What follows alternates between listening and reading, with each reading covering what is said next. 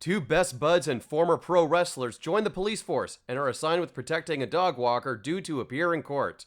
We watched Tagteam, starring Roddy Piper and Jesse the Body Ventura, today on Nothing Movies.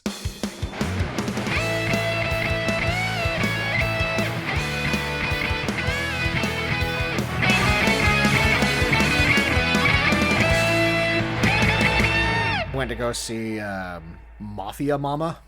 What is that? Which is the new Toni Collette movie where she plays a Mafia Mama? She plays a suburban housewife whose grandfather in Italy dies, and it turns out, lo and behold, he is the head of the Italian mafia, so she gets called over to be the new Dawn. Oh, shit. And it's this very light sort of like airplane watch movie that feels like a very like light and fluffy PG-13 comedy that every 20 minutes or so just delves right into like the most gory body horror you can imagine. Body horror? It comes out of nowhere. Not body horror. Like not Cronenberg. No, not like... Cronenberg in the sense that like people are like changing and like melting and stuff like that. But like there's a scene involving a pair of stiletto heels and a man's testicles that would not feel out of place in like a Nicholas Winding Refn movie. Like it she really just destroys these things, and like people get their eyes gouged out, people get like tossed into winemaking equipment. So it's like it's like a light and fluffy comedy that you might watch on a Sunday afternoon on TBS Superstation, and then every once in a while it becomes Scarface. Yeah, it becomes Scarface. Yeah, okay. It's wild. Interesting. It's not good. Welcome back. Welcome back, everyone. Welcome back. Another iteration of. Are we? What? Are we? Am I not doing my usual Oh yeah, thing? yeah. Go for it. Only been doing this for 5 years. You'd think we'd. Welcome back. However you wish. You'd think we'd what, Kaz? Thinking we'd get some goddamn professionalism in here.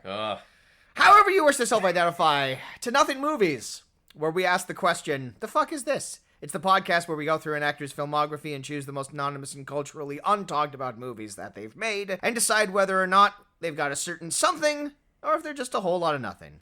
I'm Kaz Lascard. And I'm Jameson Rafter. And today, it's just a normal episode.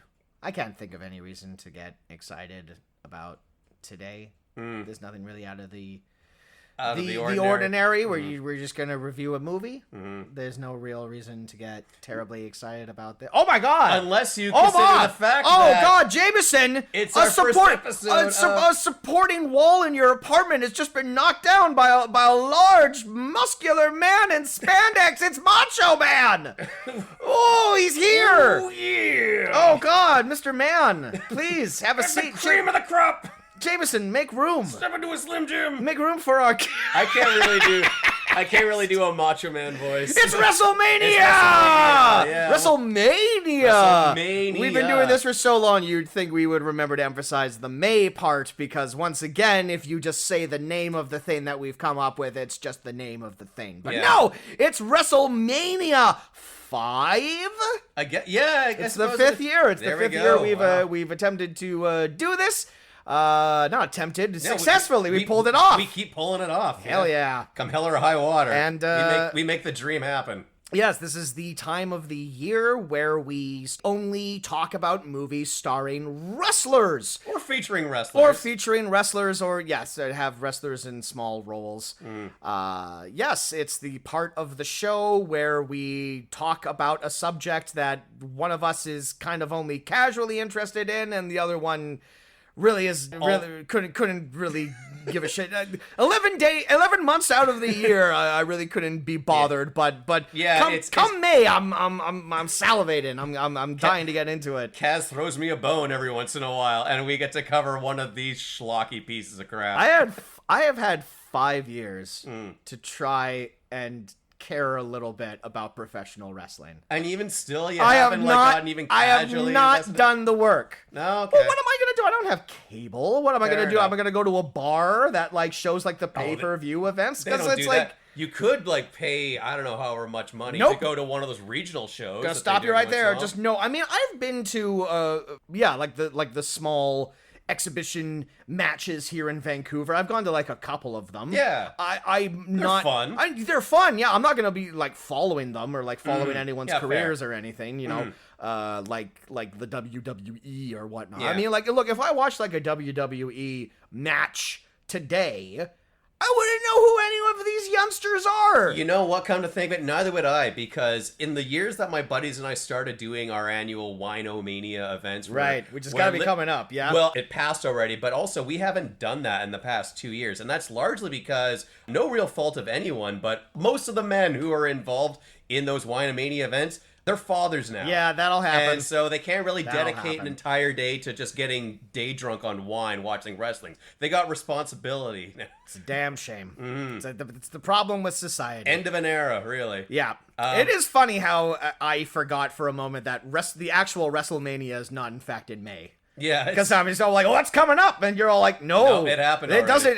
It doesn't follow the same calendar that we do." Yeah, actually, it was kind of an interesting year for professional wrestling because for a while there, it looked like Vince McMahon was going to sell the WWE company to the Saudis. Right, but that didn't happen. And he's just doing his own. He's been like hoisted, right? So he got booted from the company when I guess it was just one sexual allegation. Just one too many. Sexual harassment case too many that finally caught up to him. So he was semi-booted from the company or running the company, and he kind of just let the day-to-day fall to Triple H and his daughter, who have, despite like the amount of turnover that's been going on in the company, they've kind of turned things around. But then when it came down to a potential sale, Vince came roaring back and threatened to send that off to the UAE. But that didn't work.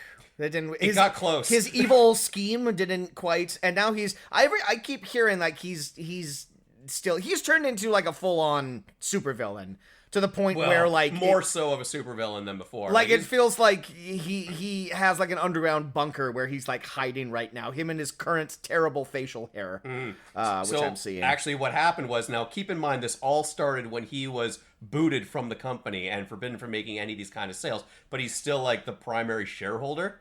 So get this: it was sold into a partnership with Endeavor Group Holdings. That sounds fake. Well, that sounds like a fake tax company. That's just... It's a real thing, and I think it manages like a lot of like Los Angeles, California-based talent, like show business talent. Okay, but this is a sporting league. It is. Why would you? It already owns the UFC, but Vince, being the insane carny that he is, managed to sell WWE for more money than an actual professional sports league. But you can't mix sports and entertainment. Like I couldn't You've even been doing it for years. I couldn't even imagine what that would look like in my head. So those two have now been merged into one new company, with Vince McMahon serving as the executive chairman and for life. Yeah, executive chairman for life, and he'll never be voted out. Mm-hmm. He's gonna because he's just a massive control freak. He's gonna remarry. He can't help but keep his like fucking greasy, disgusting fingers. He's gonna remarry and sire a son at like 78 or however another old Shane he McMahon, is. Yeah, exactly. Oh right, I forgot he already currently has a son. Yeah. I don't know. I need an heir! I need an heir for the McMahon legacy! Mm-hmm. All my children have betrayed Anyone me. who's not my son, who keeps throwing himself off taller and taller structures to earn his father's love, and it's just never gonna come. He learned it from watching him. That's right. He truly learned it from watching him. But we're not here to talk about that. We're not. Even though we talked about it for about 3 minutes. But we're go. not here to talk about it anymore. So, last year, Jameson, we went through a bit of a rebranding. The podcast used to be The Fuck Is This, and now it is Nothing Movies, and I think we're quite happy with the rebranding. We're happy with the direction that the podcast is going in, but so far so good. The important thing to remember is that we don't forget our roots. We don't forget where we came from, and it's important not to gloss over the lore we have established with this podcast and the almost 100 movies that we have reviewed on this podcast. And if there's one thing that the lore dictates out of all of our past episodes, is that there are two things that are absolute truths. We love talking some Roddy Piper, and we love talking some Miss Shannon Tweed. Sorry, Mrs. Shannon Tweed. How how could I slip up there too? Like the lord and lady of like our podcast. Look, like, if we had, they really are like the two most featured actors we've featured on this movie. Yeah. Shannon Tweed is now the actor we have discussed the most on this podcast. She is now a member of the Five Timers Club. Yeah. This is the 5th movie that Skinamax star Shannon Tweed has appeared on this movie, and I would just like to point out on this podcast, 4 of those have also starred professional wrestlers, and only one of them does she get her tits out. Yeah. So I don't know what that says about if anything, what it says is we are more interested in Shannon Tweed, the thespian. We care about the work. We're picking the wrong Shannon that Tweed she movies. puts into. We're looking past the sensationalism. Beyond, yeah. Exactly. We're looking at the work that she does. And what spectacular work she does. Her contributions to cinema. In 1991's Tag Team. Yeah. A 60-minute television pilot that just barely counts as a movie. And she barely counts as a cameo. That's right. She doesn't even get a whiff a special guest. Yeah. She's like 8th build. The long-awaited return of Shannon Tweed on this podcast, and she's like making a cursory appearance. Yeah. But it is the second time that we've discussed a movie that has both Shannon Tweed and Roddy Piper in it. The last time was 1994's No Contest, which I think still goes down as one of the best movies that we have ever watched. I'll tell you what, on my to-do list, Jameson, is purchase a copy of No Contest so I can just have it. Yeah. Because streaming services are weird these days, and you never know what you're going to get. Isn't it still free on YouTube? It's still free on YouTube, but who knows for how much longer. Yeah, good point. So I need a physical copy of No Contest so I can watch it and enjoy it as a movie that I like. Yeah. Unironically. Well, failing that, you could always watch Tag Team, which I'm sure will continue to remain free on YouTube. In all of its fuzzy, barely comprehensible glory. Thank God some yinzer from back in 1991 had the forethought to hit the recording on his to catch this TV movie. There is truly no... Otherwise, no one would ever be able to find this piece of shit. There is no physical release of this pilot, because it's a TV pilot that aired once, I think. So, of course, that no one would have seen it. But luckily, for our purposes, someone did record it. Commercials and all. Oh, and we have viewed it. Oh. And it's the first on the docket for this round of WrestleMania. And indeed, the tag team in question. Now, you need 2. You need 2 to tag. Yeah. You need 2 to tango, and you need 2 to tag. And it's pretty much like how our dynamic works, indeed. Right? Yeah. I thought briefly about we're like the gruesome twosome here, exactly. Right? Yeah. I thought briefly about making this a tag team podcast, where like I bring some knowledge about like the backstory and stuff like that, and then I bring the funny. Yeah. Well, I mean, there's a first time for everything. Oh. But it's Roddy Piper, and more importantly, kind of the subject of today's podcast. First time we've featured him on the podcast. Yeah, first time out.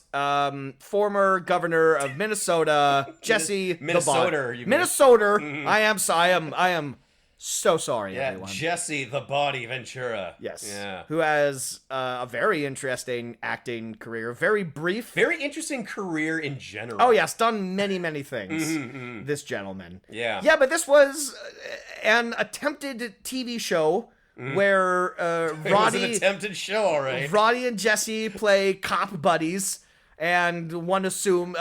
former professional wrestlers that become cops, and one would assume every episode would be them solving some sort of crime and utilizing their wrestling expertise to solve crimes. They always seem to reference a specific match that something happened within it that can get them out of that's applicable to whatever jam that they are currently in. Hey, remember the Samurai Brothers? Like, hey, remember the High Flyers? Oh yeah, and then they'll execute a move that like foils the bad guys. Hey, remember that time we were fighting the great lumberjack of Minnesota, and he was coming, and it's just like, Jesse, we were fighting Patrick Haystack, and Jesse, just open the door. Yeah, just open the door, Jesse. It's right. You don't need to apply it to like a specific thing, a match that we've had. Yeah, we're wasting precious seconds. Exactly, because of course now Roddy has to think about it. He has to. I don't know. I got concussed a couple of times. Could you like, who was that again? Like, Roddy often has a look on his face where it doesn't appear that he knows where he is currently right now. Mm-hmm. So yeah, asking him if he remembers anything is maybe not great. But we're getting ahead of ourselves. Yes. So the body. Yes. So Mr. Body. Yeah, his body of work. Yes. Very good. You're welcome. I wish we had set that joke up earlier, because that would be the joke. That would be the joke of the episode. His body of work. Rewind. What research did you do on him? Well, I mean, I'll just... Jesse Ventura, born James George Janusz, the son of Slovakian and German parents. He served in the Navy from 69 to 75 during the Vietnam War, but he never saw combat, even though he claims to have seen combat. I don't know. Following the Navy, he joined and became the third in command of his chapter of the Mongols Motorcycle Club, where his nickname was Superman, a club he has testified on behalf of during their many legal issues. You know, he just gets on the stand and it's all like, these were some good guys, and they found me a spot where no one else would have me after Vietnam, and really they taught me, I owe them my life. I owe them a blood debt is what I owe them. So I really hope you don't find them guilty. Oh, you did. You know what? I guess I'll just become governor and rewrite the laws there. And then during the mid-70s, he began weightlifting and wrestling. He was a bodyguard for the Rolling Stones. Yep. And he chose the persona of Jesse the Body Ventura as a nod to his beach bully persona. Yeah. One of the all-time greatest heel characters. Great persona in wrestling. Wikipedia tells me that he resurrected another wrestler's catchphrase, which is a word. You can use the word resurrected. Sure, yeah. Yeah, you can use other words to describe that as well, but let's use the word resurrected. But yeah, his motto during this time was, win if you can, lose if you must, but always cheat. Which he had embroidered on T-shirts. That was his whole deal. And that was it. I didn't write anything about his wrestling career because, again, I don't really care. I also didn't write anything about his term as a governor because, again, I don't really care about that either. Well, I did. Okay, hold on. Hold on. Okay, yeah, tag it in. I hope the microphone picked that up. So yeah, as I mentioned, he was just like one of the all-time greatest personalities as like the flashy beach bully. But he had to quit wrestling in 1984 due to blood clots in his lungs. So he was relegated primarily for most of his WWF career as a side commentator, as doing the color commentary, which he did for the first 6 WrestleManias. And he was groundbreaking as the very first heel color commentator. You know, no one else was a bad, like, not like bad as in he sucked at it, but bad as in he was rooting for the bad guys commentator, right? Yeah. So everyone else was always just like, oh, the good guys are good guys. And like when the bad guys do something despicable, oh, boo, what a disgraceful move. He would get into someone's faces like, you pencil neck geek, like you don't know what the fuck you're talking about. This goody two-shoes had it coming to him, and he was just like really playing that up. And it was fantastically entertaining. And then a younger Rupert Murdoch saw that happen and thought to himself like, "Hey, that's not a terrible idea." More of that, and then came up with Fox News later on. Yeah. Why not apply the same idea? Most of his success, like during that Hulkamania era of WWF rather, was overshadowed by the fact that he is one of the few people to have ever beat Vince McMahon in court. He found out that he was not paid royalties on the VHS sales, and when he took Vince to task for that, he won. And so ever since then, Vince kind of like cut around his involvement in those early tapes. Ever since then, though, they've seemed to have patched things up, and he has made numerous guest return spots as like a guest referee, guest commentator, blah, blah, blah, blah. So he is like very dyed in the wool, like a beloved figure in the sport. Now that makes a lot of sense, because when I was like a casual wrestling fan in my youth and everything, I think I was like more aware of Jesse Ventura as a wrestler, but I don't ever remember him. I don't ever remember like seeing him in like the wrestling paraphernalia. I never remember seeing him in any of the video games or the matches, any of the merchandise or anything. You know, like but he was always around because he was great on the microphone. You know, like we were talking about during the movie how his acting really fucking sucked in this. But like when he's doing his whole kayfabe thing and like just like riffing as the heel guy, he was fucking great at it. That was his thing. Yeah. I mean, like I really feel like I became aware of Jesse Ventura as a kid.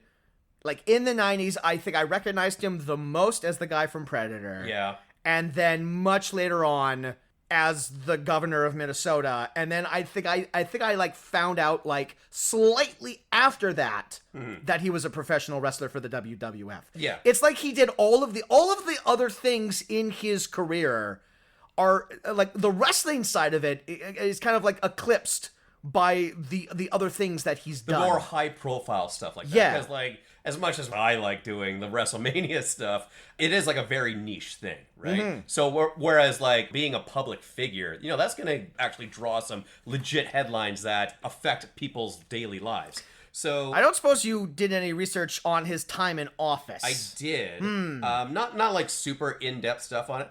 He ran as a member of the Reform Party, later converting as an independent. He was described as socially liberal, fiscally conservative, which meant something a little bit more back in that day. Mm-hmm. He was a big proponent of gay marriage and drew big support for public transportation, but he left. Yeah, I love both those things. But he left office with a big deficit while he came into office with a surplus. Well, so you can't win everything. He left office after 4 years. No, he didn't lose re-election. Yeah, he just left. He left office citing the criticism he got from the media, which he says took a large toll on his marriage. Oh, rough. Yeah. Wow.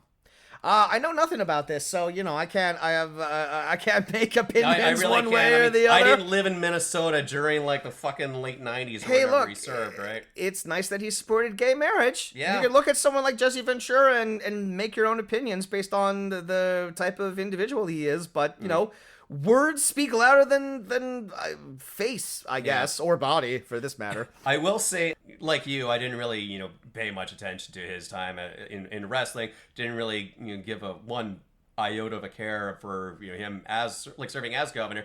But through that came one of my all-time favorite Saturday Night Live sketches. Yeah. And it was Carl Weathers as himself, and it was one of the rare times that a celebrity who was not hosting came in and did a skit. And it was him. Now they do that all the fucking time. It was him doing a campaign ad for him running for governor of any state in general, based purely on the fact that, hey, these two other guys that I was in Predator with, yeah, now they're governors, so why not elect me, right? They had this fantastic line that he had him say was, "Now, I know what you're thinking. Wasn't that Danny Glover? No, that was Predator 2. Don't you think America deserves better than Predator 2? Now I know what you're thinking. Don't throw out that ham hock. You got the start of a stew right there. Plenty of meat left on that bone. So Jesse Ventura's filmography. Yes. It begins. It's very short. We don't need to spend a ton of time on this. Quite interesting. Mm-hmm. It begins in 1987 with the aforementioned former governor of California, Arnold Schwarzenegger. He's in both of Arnold Schwarzenegger's 1987 movies. He's in Predator, where he is a goddamn sexual tyrannosaurus as Blaine, who famously does not have time to bleed. Hell yeah. And then has lots of time to bleed when the Predator blows his head up. Mm-hmm. But he's also Captain Freedom in The Running Man. Yeah, one of like the better stalkers in that movie. Yeah, what a wild movie. I finally watched that for the first time a couple of years ago, and just 80s distilled just into a liquid. All the way. Yeah. Just wild, crazy stuff. Yeah, so obviously he must have known Arnold from the bodybuilder days, and their careers, of course, are weirdly parallel. Really dovetailed, yeah. It, like outside of film as well, since they were governors. I think that's why there was a part of me that didn't originally realized that Jesse Ventura was a wrestler. I always kind of assumed he was a bodybuilder, which he was, because of the weird parallel career tracks that him and Arnold have. And Arnold was never a wrestler. Yeah. So then again, I also think it's kind of easy for a bodybuilder to get work as a wrestler. Yeah. Yeah. Yeah, it's a natural stepping stone from there. 1988, he has a small cameo in The Naked Gun as a baseball announcer. 1989, he is in the movie Thunderground, which is a bare-knuckle boxing movie where he plays a bare-knuckle boxer who is known only as The Man. Hell yeah. Jesse the Man Ventura. I would have loved to have covered this. It is not available on YouTube. It's not? I cannot find it anywhere. I thought I found it. There's like a few minutes available on YouTube, but the entire movie. But nuts. It does look pretty impressive. I mean, like, the other thing to note about Jesse Ventura is that I'm fairly certain he started going bald when he was 10 years old, and he's always rocked that amazing chrome dome, but he's never once considered just shaving the entire head. He always has like that middle grade school teacher haircut, and it gets quite long and stringy, and it's such a weird look. I never got the appeal of why some men choose to do that. Yeah. 1989, he also has a small role in the Hulk Hogan film No Holds Barred, where that is a wrestling movie that has wrestlers playing themselves. But Hulk Hogan is playing a character. Yes. It's kind of, even though he resembles and is dressed like Hulk Hogan in his prime. Did you know Vince McMahon was a co-writer on that movie? No shit. Yeah. Wouldn't surprise me one bit. Legend has it that was he a credited co-writer, or was it like a ghostwriter situation? I can't verify this, but legend has it that he and Hulk Hogan locked themselves into a hotel room for 3 days with a typewriter and a lot of cocaine, and rewrote the script over the course of a weekend. No Holds Barred only has one credited screenwriter, Dennis Hacken. So yeah, that was Vince behind the scenes. I imagine he's quite good at that. Yeah. 1990, he must have liked working with Leslie Nielsen, because in 1990 he's in the Exorcist parody Repossessed, where Leslie Nielsen plays a priest, and Linda Blair reprises her role from The Exorcist. Sort of a forgotten parody movie. Yes. One of those. One of those. And then, of course, 1990, he's in his first leading role, Abraxas, Guardian of the Universe. Which you and I saw prior to our live show of How Did This Get Made? Yes, we will not be covering that, because, of course, How Did This Get Made covered that, but we are kind of guests on that episode, in the sense that we were in the crowd when they filmed that one. Yeah, you can hear us cheering at one point. Yes, I have listened back to that to try and see if you can pick us out, but no, we are covered by the din. Yeah, but that was my first real exposure to seeing leading man Jesse Ventura. Yes. And also everyone's last experience with lead actor Jesse Ventura. I have to find Secundus to get the coal meter to go get number one. I have to protect the child. I have to protect the child. Yeah. There's like there's like that random fucking scene where like the kid comes into his room. And he's like, come lay down next to me. Yeah, and he's shirtless in bed. Yeah, it's a weird fucking movie. Jesus. Quite bad. 1991, I didn't realize he was in this movie. This is a movie I've always meant to see, because I like the actors. It's never been available when I'm in the mood to just put something on, but sure. I've been meaning to check this out. 1991's Ricochet, which stars Denzel Washington as a cop who's on the trail of a serial killer played by John Lithgow. Oh, okay. Ice-T is also in it. And then Jesse Ventura plays a role named Chewalski, which I can only imagine is just some fantastic humor there. Just a good old guy. Oh, Chewalski, get over here. Yeah, hoser. I don't know.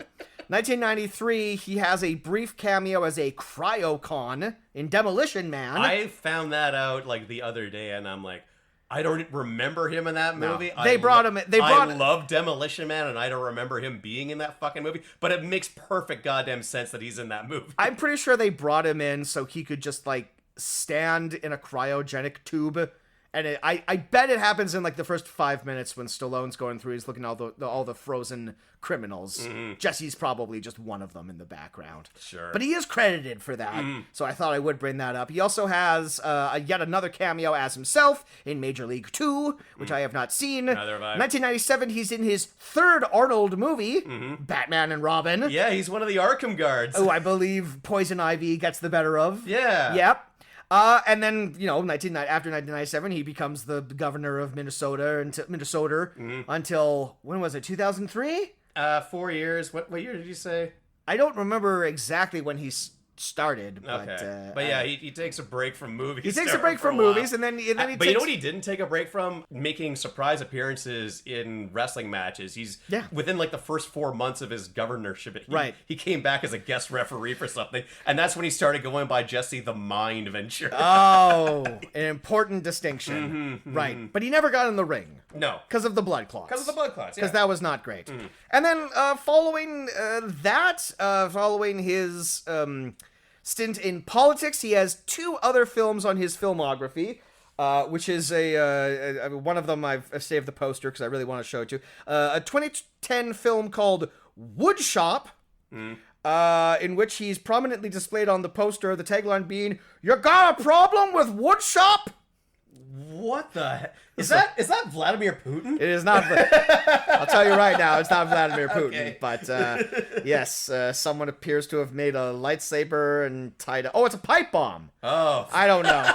Big difference. But yes. Yeah. Oh, it's Mitch Pileggi from the X-Files. Of course. Of course. Classic Vladimir Putin impersonator, Mitch Pileggi. And then, of course, his final film to date is 2014's The Drunk. Yeah, a movie that you have tried to get me to do on this podcast. I've tried to find that. It just looks awful. It looks schmaltzy and hard to get through. And man, I kind of just want to see it.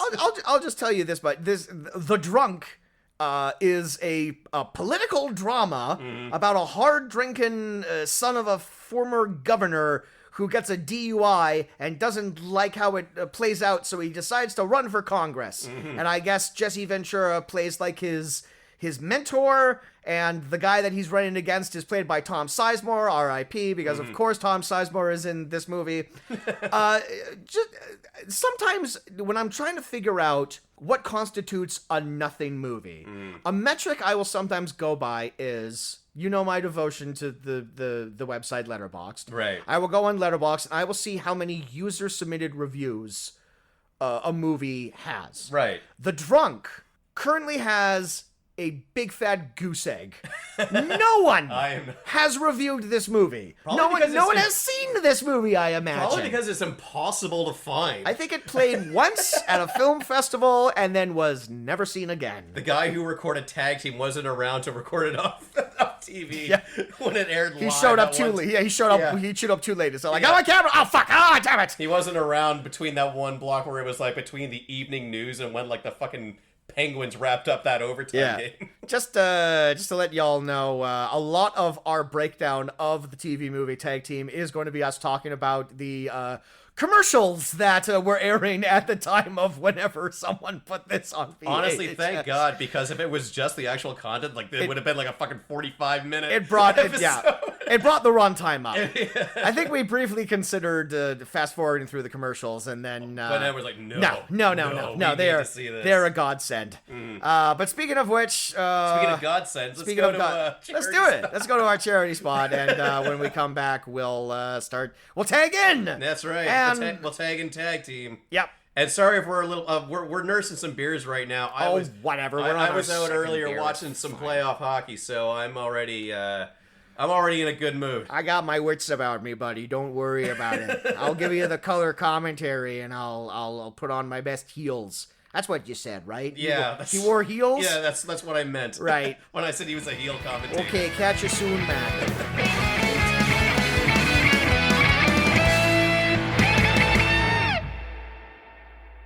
Wigs for Kids BC raises money year-round to provide free custom-fitted human hair wigs for children who have lost their hair due to cancer or other serious illnesses. The program also helps cover the costs of essential drugs and feeding supplies for children that are not covered by MSP. Wigs for Kids is a grassroots community program operated by a core committee of 20 dedicated volunteers. They operate without overhead costs so that every dollar raised goes to help kids in BC. If you live in BC and you have hair to give, visit the link in our show notes to find out how you can set up a pledge sheet to start accepting donations. It takes about 10 to 15 ponytails to make one wig, so volunteers are always appreciated. To make a cash donation, use the same link or visit wigsforkidsbc.com.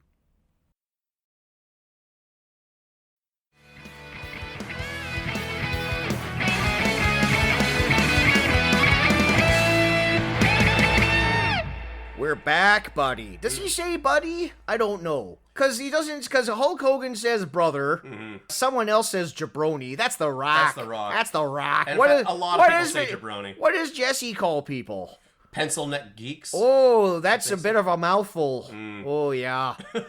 All right. But you know what? He might have called someone buddy, but when we had the subtitles on, we would never have known. We never would have known. Well, he would have said buddy, but it would have read as kitty. Yeah.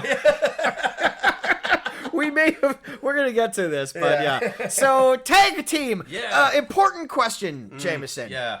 Tag team. What about it? One word or two? I want to say two. Yeah, I want to say two as well, but when I'm looking up this movie on IMDb and Letterboxd... Maybe it's hyphenated? No, it's one word. No hyphen.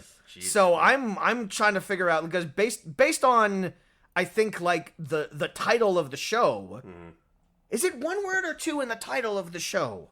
I don't know. This is important. The episode This is the kind of research we should have been doing before.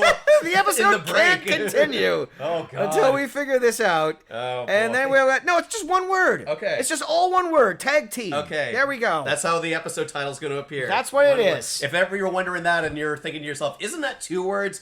We No, did the research. We've done the research. We've done the research right now. Mm-hmm. Saved you the trouble. It was directed by Paul Krasny, who, surprise, surprise, directed a lot of TV, including episodes of Hawaii Five-0, Mission Impossible, Chips, Dallas, T.J. Hooker, and Moonlighting. Nothing wrong with that. Nope, he directed a couple of actual factual movies that made it into theaters, I think maybe for like a weekend. He directed 1976's Joe Panther, which is about a young indigenous boy who moves to the big city and tries to make a go out of things. Looked it up. They actually cast an indigenous actor as Joe Panther. Good for them. And he also directed 1974's Christina, which is a poster that I really like, and I just wanted to show you. Okay. Where there's a will, there's a way. Christina had the will, and she found a way. And the last will and testament is burning up, and you can see Christina's face in the middle of it. What's this movie about? I have no idea. But that's it. And then he just directed like a bunch of television movies, including this one. Yeah. That's it. Don't need to talk about the director anymore. So tag team. Yeah. It begins, of course, naturally. No. It begins by letting us know that there's a new episode of Twin Peaks coming up after this. Sundays at 8 on NBC. No, it was I think it was on ABC, actually. Yeah. God, what is it about... This is less a review of the movie and more a review of... Of television in 1991. No, it's going to be a review of the YouTube clip that we watched this What else do we do? Yeah, really. It's, like, I have, like, my YouTube shows that I like, and YouTube is notorious for, like, loading down all of their videos with ads, and I just I'm so at odds with all of the advertisement that I'm bombarded with throughout the day, and it's just so mind-numbing and annoying, and I can tell what the performances are going to be before like the things actually come out. As I've just seen all of these. What is it about the passage of time that takes advertisements and turns them into something annoying into something delightful? Because all of these commercials were delightful. I enjoyed watching literally all of them. I don't know if it's just like a trip down memory lane and something jogging your memory banks is being like, yes, I remember this style of commercial advertising storytelling that we just don't incorporate anymore. I don't know if it's like the use of the fashion.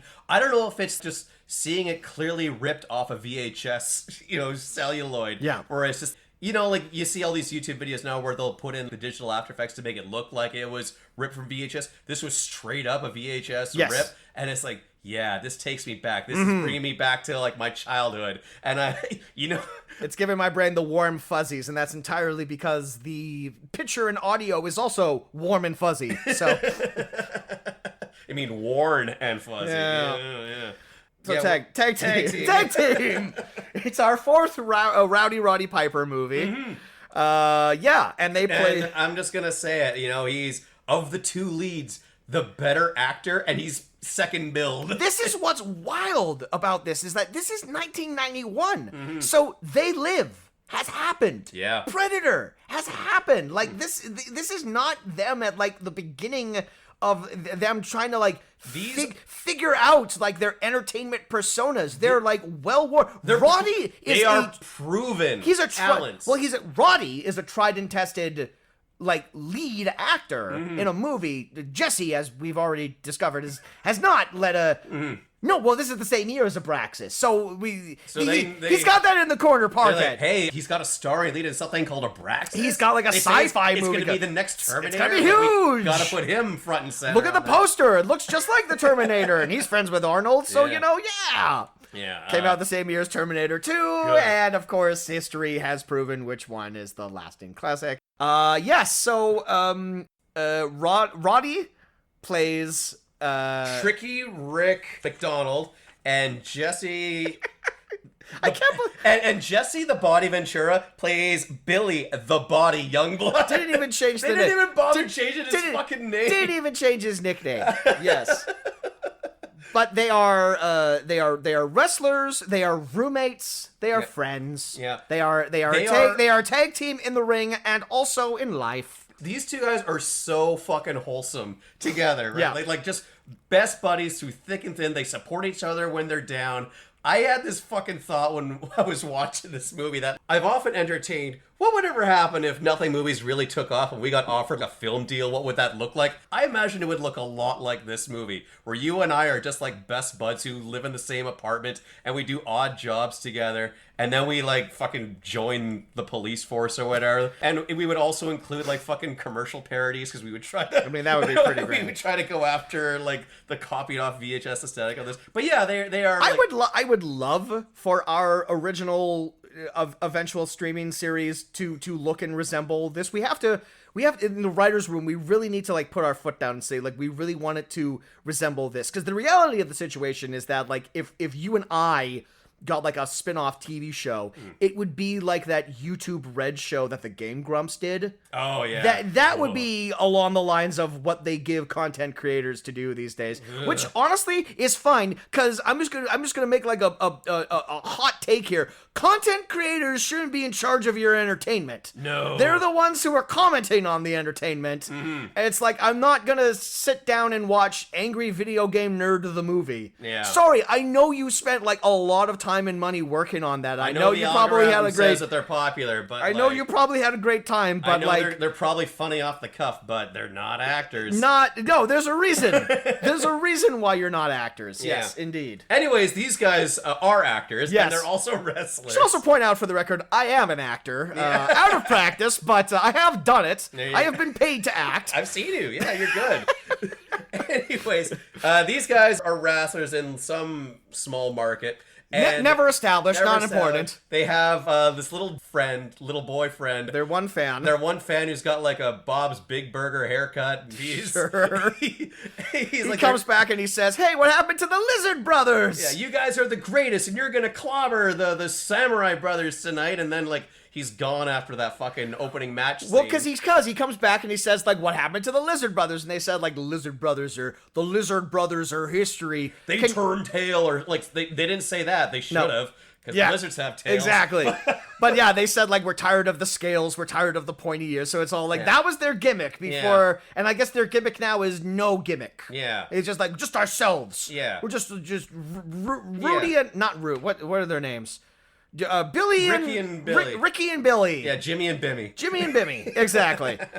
And, a little boy says to them, like, I forget exactly. You gotta have a gimmick. Andre the Giant, without the height, without the name, he's just a tall guy. Yeah, and he's saying this to Roddy Piper and Jesse Ventura, who both, I assume, fought Andre the Giant. So just like the kind of look of this kid saying that, like, hey, Andre the Giant's nothing to these two guys. They know who the fuck Andre the Giant is. Also, not for nothing, when did Andre the Giant pass away? I feel like it was like before this. Anyway. When did Princess Bride come out? 89. Okay. So he might have still been around. If he had just passed and they made that dig at him, like a posthumous dig at him, that's a dick move. It is hard to find Andre the Giant on IMDb. How many are there? Well, it just keeps giving me documentaries that are about. There we go. Okay, because he's 1993. So two years after this movie came out, Andre the Giant passed away. So okay, so it was still technically irrelevant, Joe. Oh, okay. But he probably wasn't healthy. Yeah. He probably wasn't doing very. He probably couldn't walk because his legs were filled with wine at this point. So they're about to go into a match when all of a sudden a fight promoter and his trophy wife go into the locker room and they say, like, hey, break a leg out there, you two. You're like, we're rooting for you. And then as the promoter's about to go take a seat, the trophy wife says, I'll catch up with you in a second, honey. I just want to have a little one-on-one with these guys. It is important to... Two things are important to note here. One, the fighting promoter bears an uncanny resemblance to the late Tony Sirico, but it is not, in fact, Tony Sirico. A shocking resemblance to this guy. And of course, the promoter's wife is played by our fave, Shannon Tweed, who's in and out of this movie so quickly. You'd be forgiven for thinking that she was just some no one and not one of the finest thespians to ever come out of Canada. To ever be featured on this podcast. And then 2 years, or I guess maybe like 3 years after this movie, she would be the lead of a movie, and Roddy relegated to his secondary bad guy role. That's true, yeah. So how quickly the tables turned. I wonder if they ever reminisced about their time about their one afternoon scene, on Tag Team. I bet she doesn't remember him. I bet he doesn't remember her. I would bet dollars to donuts Roddy Piper does not remember Shannon Tweed was in Tag Team. I bet he doesn't remember that he was in Tag Team. Fuck, she doesn't even get a billing. She gets billing in the end credits, but she gets billed after another actor. It's not even with special guest Shannon Tweed. It's just like with this lady, and then the next name that comes up is Shannon Tweed as this lady. And she was like, a Playboy Playmate from, what, like 4 years previous? And she's like the secondary antagonist of this movie. And she's been in a ton of movies. I mean, most of them would have been Skinamax stuff, but she's got acting experience. She's bona fide at this point. I don't know what to tell you. I can only assume... Yet again, Shannon Tweed is disrespected by the Hollywood system. Yeah, always got in a raw deal. As we said before, like, mad respect for Shannon Tweed. Mad respect. Yeah. One of our finest actors. I'd have to imagine that had this series been picked up, she would have been a recurring character. She wouldn't be in every episode, but there would be some characters that had loose ties to their wrestling, and there would be like maybe a couple of episodes where they run afoul some sinister people in the wrestling world. Or like these guys. End of the first season, there's like some sort of like shadowy Mr. Big figure that we keep alluding to at the end of every episode, and then the final episode of season 1 steps out of the shadows. It was Shannon Tweed the entire time. I've been pulling the string. It was me, Tag Team. I was the architect of all of your downfalls. Exactly. Yeah. Like again, that'd be a good reoccurring villain character for these guys to interact with, or to have run-ins with every once in a while. But what she does is she just says to these guys, throw this match. If you don't, I'm going to tell the promoter that you guys made moves on me, and then you'll be out on your ass. And I've done it before. Remember this guy? Yeah, he got barred for life. That was me. I did it. I said that he was making a pass at me, and he's gone. The other important thing to mention here is that the boys, who are very formal, refer to her as Miss Lewis. And then she says, please refer to me by my first name, Leona. Shannon Tweed, in this 1991 TV movie, plays a character named Leona Lewis. That is so fucking funny. Why? Explain why. Because Leona Lewis is a famous British pop singer. Is she? Yeah. Oh, okay. Yeah. Like, she didn't become popular until, like, 2004 or something. She won, like, X Factor in Britain. Oh, okay. Yeah, she's like a decently well-known, like, R&B type pop singer and stuff like that. Yeah. Huh. Yeah. Couldn't sing you a song or anything like that, but I'm aware of the fact that Leona Lewis is a name. So yeah, that's just one of those funny things that's like, at the time, no one knew that this fake name that we came up with was going to be a famous person later on. I'm going through the show Due South right now, and that's a gag that they reference every once in a while, where like someone will look at somebody's name tag and like, oh, sorry, Agent Arnold. He's like, please just call me Benedict. Okay. And then he kind of gives him a double take, and then they move on from that. Benedict Arnold. I know Benedict. I'm familiar with Benedict the Arnold. Mountie Superior Officer is Margaret Thatcher, even though it's not. Yeah, they do shit like that all the time. This isn't Paul Gross. Paul Gross isn't Benedict Arnold, is he? No. Oh, okay. No, they just have funny Mountie names. Benedict Arnold plays like a dog catcher, or is a dog catcher. In this. That makes sense. The show's funnier than that. It's cute. I'm enjoying it. Anyways, forget about those 2 jokes that I just told. Don't take that. Much better jokes. So yeah, they have a match against the Samurai Brothers, featuring Mr. Fuji as Mr. Saki as their manager, basically fulfilling his role as Mr. Fuji. Yeah, he's up to his wily tricks where he's like grabbing their heels at the ropes and he's like throwing sand in their face, and it's just this just obvious cheating. But which is funny because that was Jesse's whole thing, and it is very funny now that we've done like the brief history of Jesse Ventura to know that his big thing was he was one of like the hugest heels in wrestling history. He's just like the all-American, eats his Wheaties, like good solid morals wrestler guy in this one. And all right, now here's my theory on this. Sure. So fantastic villain persona, really wooden as the all-American face character. I have to imagine that during his heel commentary stuff, all he was doing is just like pointing out how boring the hero guys are. Yeah. So I guess in his mind, to be a hero, you have to be really boring. Right. So if that's his case, then it's fucking brilliant. Then it's a brilliant performance. Yeah. And he should have won all the Emmys. Because like I remember him in Predator and he was awesome. I remember him in The Running Man and he was awesome. He was awesome as like the mean guard in Batman and Robin. Okay, let's pump the brakes a little bit here. Well, it was awesome. I don't necessarily awesome is the right word, but it was awesome that it was Jesse Ventura. But it was nice. He plays a better villain than he plays a hero, and fuck, he sucked in Abraxas. So that's just going towards my theory that when he plays a good guy, he figures to be a good guy, you have to be boring. So that's me excusing his acting in this fucking movie because he sucked in this movie. So we did watch this movie on YouTube where it has been ripped off of Pittsburgh television. Coming up next, is Mario Lemieux back? Was he? Oh yeah, kind of. Yeah, a little bit. Oh yeah. All right. 91 Yager, back-to-back cups. Yeah, that's pretty good. So YouTube does have a closed captioning option. Oh yeah. Which we put on, and I think thinking it would help. I think it didn't help, but it did make the movie funnier. So it helped in that sense. And I think by process of doing this, I think we've accidentally created a new improv game, where you get like an improv team together.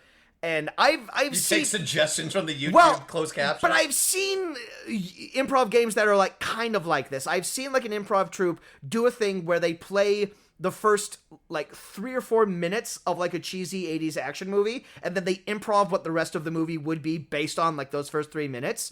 I think you could do a game where you watch a movie on YouTube with the subtitles on, and then everyone has to, and then you just turn the sound off, and everyone has to dub it over with, but like actually like act it properly, but you have to use the incorrect subtitles. Because there were some real knee slappers in here. Gotta find like the ones that I wrote down here. Please. I mean, there were a lot of them. Yeah. God, I can never read my own notes here.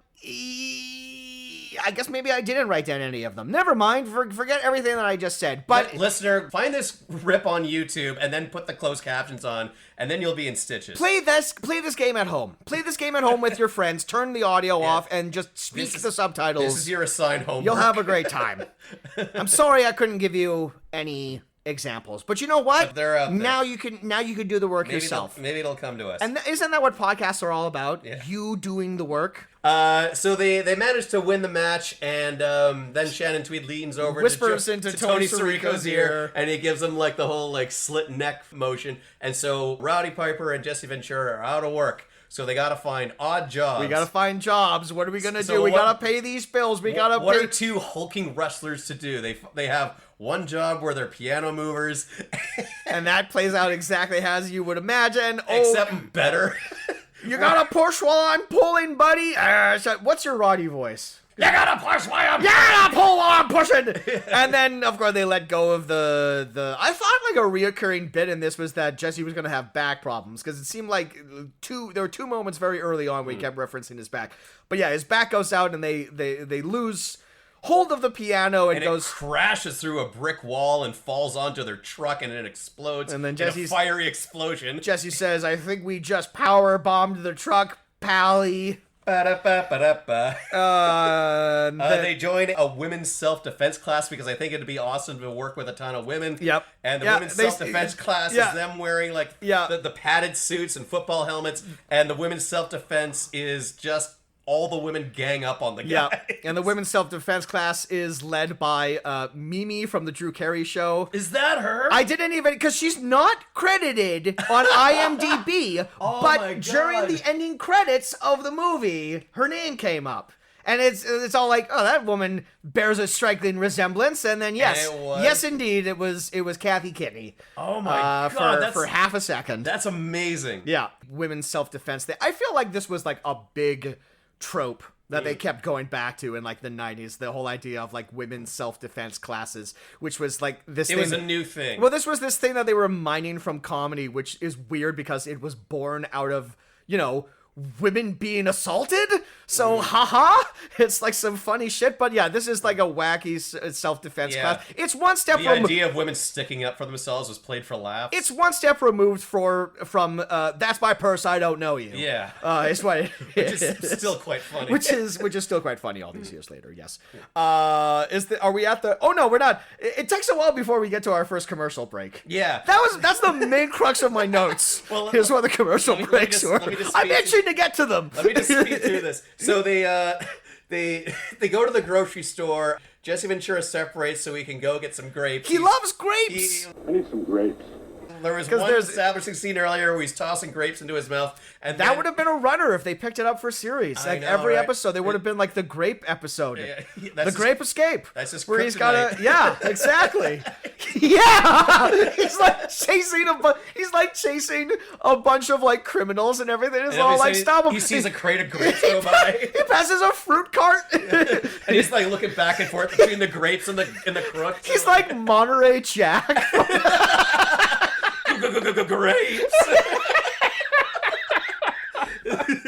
I'm really disappointed this never got picked up. You know what? We could write it now. We're always talking about reboot it. We're always talking about finding some failed property that never got off the ground, and we're like, well, it's so easy to make a franchise. Absolutely. Or a sequel. This is it. We can bring Tagteam back. Bring fucking Shannon Tweed back as the legacy character. Yeah, really. Like, there used to be these cops. Mm-hmm. I knew these two wrestlers once.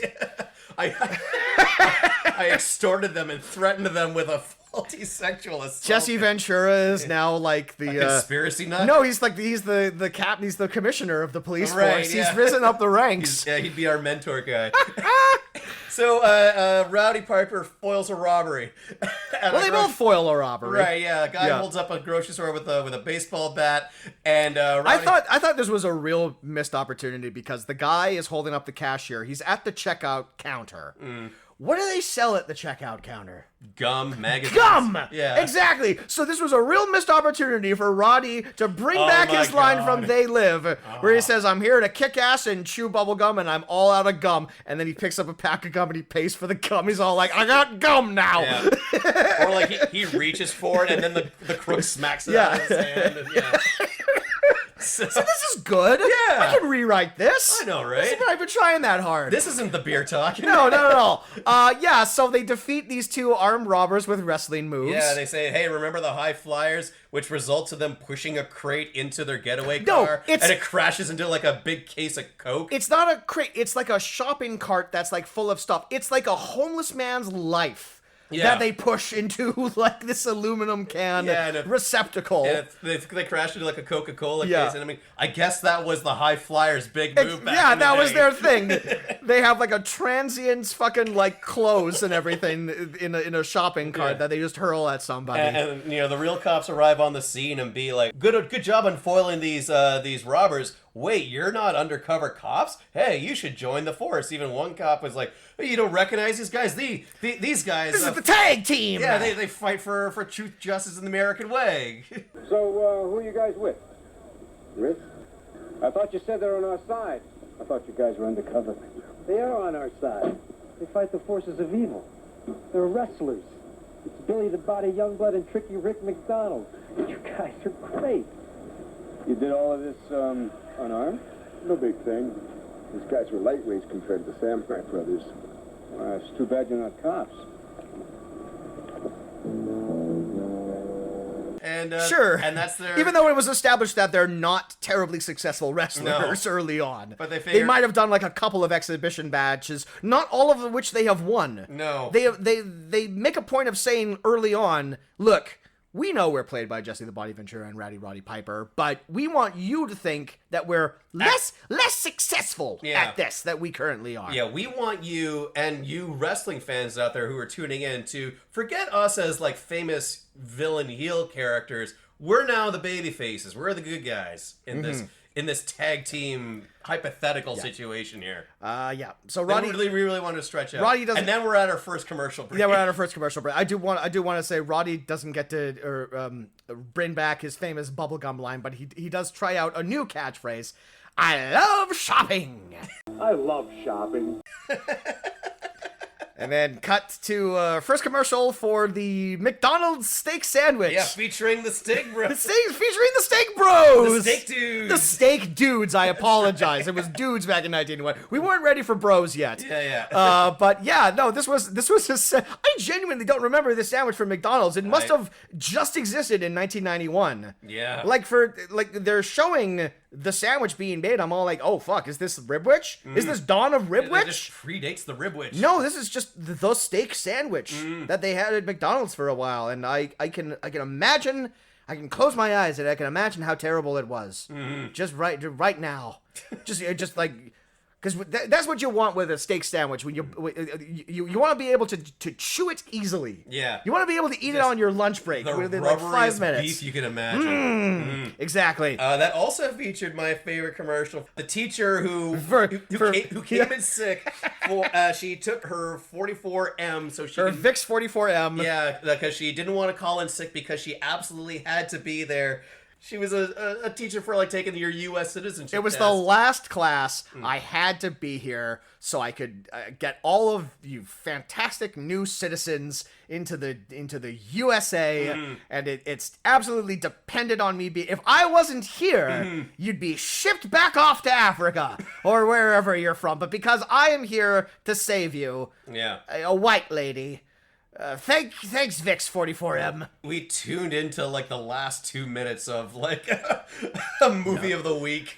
Yeah, and then there's like an actual commercial for an actual movie of the week called Son of the Morning Star. Yeah. That does that thing where it says like Dances with Wolves in the style of Dances with Wolves. Well, I think whatever actor they had playing was in Dances with Wolves. So it was Dances with Wolves is this gentleman stars in. It's just like, oh man. A bygone era. A bygone era that we will never see again. Yeah. Unless we watch old YouTube videos. Unless this guy also kept the VCR running. I have to imagine he must have. Yeah. Yeah. And now back to Tag Team. Already in progress. Yeah. I love that. I love a good already in progress. And then it cuts into like the middle of the show and it's all like, well, what happened? Someone asleep at the fucking television station? Where's my last 3 minutes? So Rowdy Piper and Jesse Ventura go to the police academy. Billy and Ricky Billy and Ricky go. The body and the what's his name? Tricky Ricky. Tricky and Bod. Tricky and Body. Tricky and the Bod on KFMM. That could have been fun. A morning call. Yeah, them being show. like radio DJs. Jesus Christ. What if the show was them just... It's Tricky Ricky and the Bod. What if the pilot was just them being cops and the rest of the show Tag Team was just them in different jobs? I think I'd prefer that more. Yeah. Yeah. Maybe that would have been the series. Like, the opening 5 minutes of every episode is them trying out different jobs. Yeah. But they always get called back in to do police work. And then every use their wrestling moves to solve the crime. And then every job applies to wrestling. Yeah. And at the end of every episode, they get suspended for 1 week. So they got to keep finding new odd jobs between cases. I guess we'll see you next Tuesday at 7:30, 6:30 Eastern Central Time. So yeah, it's Police Academy. Yeah, so the drill sergeant, who looks a lot like Tig Notaro, has really got her eyes on these two, and there's this one asshole cadet, Tyler, the one bully cadet who decides to make it his mission to razz and pick on Jesse the Body Ventura and Roddy Piper. Now, two guys who are twice his height and twice his weight. The tiniest little guy. Yeah. Which I have to imagine was part of the gag, you know, but it does raise the questions all like, why did you specifically choose these guys to make fun of? What a weird, you know what it must be? It's like, if you ever have to go to prison, make sure you fight the biggest guy in the yard your first day. You know, it doesn't apply. Same rule applies for police academy. Same rule applies for cops. Everything to do with law enforcement. Beat up the biggest guy you can find. Yeah, moving forward. It's really nice that the LAPD, or wherever the fuck they are, takes the time to like monogram all of their sweaters of every cadet. What the fuck is up with that? Well, so you know who they are. I think it's, because it's like a training type situation, right? And so they should all be wearing the same shit. Like, no monogram whatsoever. But doesn't what are the odds that each one of these guys is going to make it through basic training? But doesn't the drill instructor need to, like, single people out in specifics? It's all like, I don't think so. Kowalski, get over that wall! Run faster, Williams! Or, like, whatever. Don't you have to, like, recognize who they are? They're all maggots until they make it through basic training, you know? I guess so. I mean, she could call them, like, you, sideburns, get over there. Hey, fatty, like, you're not going to make the squad. This is real Police Academy. Shit, I don't know. I don't know, man. It was the 90s. Maybe we were just really into monogramming shit back then. You know? Yeah. There was one candidate where wore a Frankie Says Relax t-shirt. That's a reference that I don't know what it refers to. Yeah. I just know it was a thing. Come to think of it, neither do I. I just know it was a thing. It was a thing. It existed. So we meet kind of our female lead of this movie. What was her name? Rita Valentine? Rita Valentine. As if you were to read a Valentine. Who, I'll look up the name of the actress, but this is the only other actor of somewhat regard in this. She is Jennifer Runyon, who is best known for playing the lady in Ghostbusters that Bill Murray fixes the psychic test at the beginning to, like, hit on her and then zap the guy even though he's getting things right. Right. Yeah. So she's that lady. Yeah. Which to a lot of people is a big deal because she's in Ghostbusters. Okay. And that's the scene people remember. Right. Yeah. This is what led to it. This was her big break of that performance. Yeah. So she plays. I think she mostly smiles in that movie. I don't think she has very many lines other than like, "Is it a match?" It is. It's amazing. How do you get these things? So she plays a dog walker, and one of the dogs in her care runs off into a parking garage. And when she goes to, I gotta get out of this movie. I got a dog. I gotta go. I gotta set up the plot. I don't know, Mike. And while she's in the parking garage, she happens to see these two goons gun down another crook. But they're undercover cops. The people who get gunned down are undercover cops, which is how the police learn about it later after the fact. Yeah. So she's a witness to that. And what I thought was going to happen, because like it usually happens, these kind of stories, is she gives her presents away, and then the two goons know that, you know, we have a witness to deal with. I think they wrote themselves into a corner because she is walking charitably 12 dogs at the time, and she does tie the dogs up while she goes to chase after the one dog that gets away.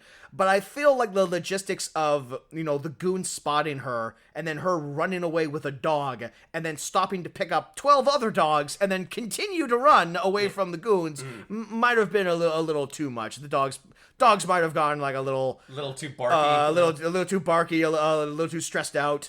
That one dog is in a parkade and listens to several gunshots in close proximity, and amazingly does not freak the fuck out at that. That's a very probably because no actual guns were fired, but good dog. You kept your cool. Yeah, exactly. Sometimes when I'm trying to find the bathroom in the middle of the night, I'll open my bathroom door too loud, and the dog upstairs will start barking their fucking head off. So no, if there's a gunshot within like 10 miles of a dog, that would give her I would say that would give her position away. Pretty much. Yeah. Huh. Yeah. Maybe the dog is deaf. Who knows? Just like the dog in Due South. Oh, wow. Well, it's more of a wolf, but a death wolf? Yeah, wolf. But he's also like... Is his name Death Wolf? No, it's Diefenbaker after one of the Canadian prime ministers. That's less impressive. He's still a crime-fighting dog, wolf. Anyways, going back to... I guess. I guess that's cool. Everybody check out Due South. It's adorable. Star of Aspen Extreme, previous episode. So going back to tag team there, our two strapping lads there, they pass basic training. Using their wrestling techniques. For the most part, yeah. Remember that time we fought those one guy and just like, Jesus Christ, Jesse, just give him a boost. Give him a... Just say, out here, I'll give you a boost. It's like the simplest move. It's like, not everything has to relate back to wrestling, goddammit. When they're at the firing range, Jesse Ventura is just like a fantastic shot, and when Tignataro comments on that, he was like, I used to be in the Marines. Yeah, I was in the Navy SEALs. I was in the Navy SEALs. I saw lots of action in Vietnam. Where'd you learn to shoot like that? Navy SEAL team.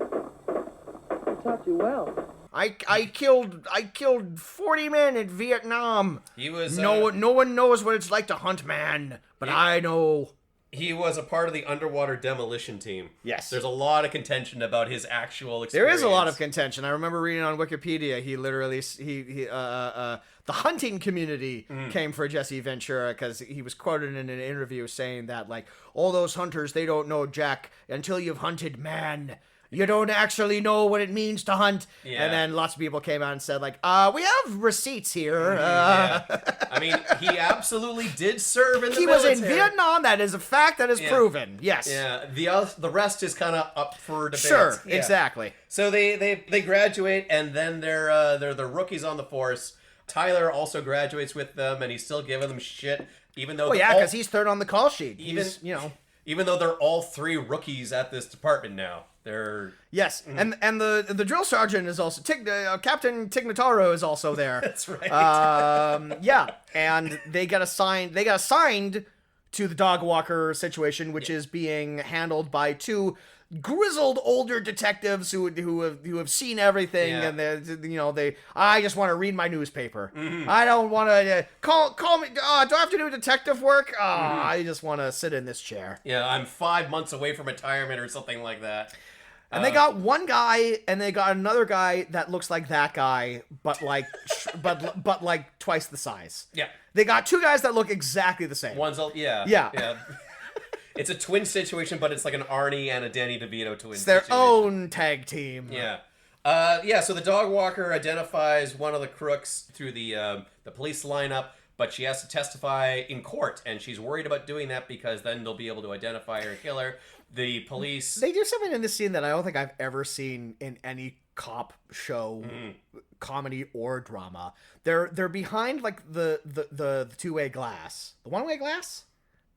What is it? The one that you can't look through. Yeah, it's a one-way glass. One-way glass. So like the other side's a mirror, the other side you can see. They got the thing. She fingers the two guys who she saw shoot the undercover cops, and then the detective closes the Venetian blinds on the glass that no one can see through. What is the point? Why are there blinds? Why are there blinds on one-way glass? Yeah, this lady is now already compromised if that's a two-way glass.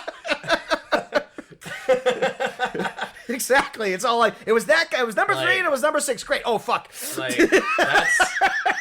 that is a Naked Gun joke that would fit perfectly within that movie. But in this, like, no, this is meant to be taken seriously. Like, unless you don't want to... It's a comedic show, but, like, there's no fucking way reason that level of joke would be included in this. But it's like, what's the purpose? It's like, well, I don't want to look at these criminals anymore. So leave the room! Yeah. Why would you install Venetian blinds? It doesn't make any sense. What purpose does it solve? Mm-hmm. Anyway... So yeah, the two grizzled guys and Ricky and Bobby, Ricky Bobby, Jimmy and Bimmy are assigned Talladega Nights. for a part of her security detail. They are holed up in like the safe house or what have you. They're very happy when they're assigned this duty because they get to it's a plainclothes duty.